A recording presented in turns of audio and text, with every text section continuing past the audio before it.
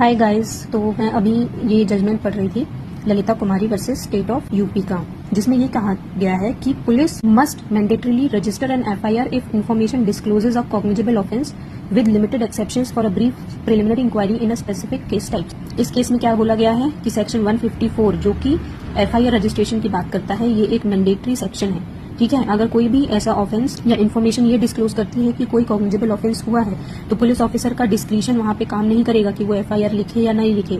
ठीक है, और वो ये प्रिलिमिनरी इंक्वायरी टेस्ट नहीं करेगा कि क्या जो उसने इन्फॉर्मेशन दी है वो ये सही है कि नहीं, क्योंकि जो सेक्शन 154 है सीआरपीसी का वो शेल लिखता है। शेल मतलब कि ये मैंडेटरी है, पुलिस ऑफिसर के ऊपर ये बाउंडेशन डाल दी गई है कि अगर कोई कॉग्निजेबल ऑफेंस में पुलिस रिपोर्ट करता है, एफआईआर लिखने के लिए आता है, तो उसको एफआईआर लिखना ही पड़ेगा।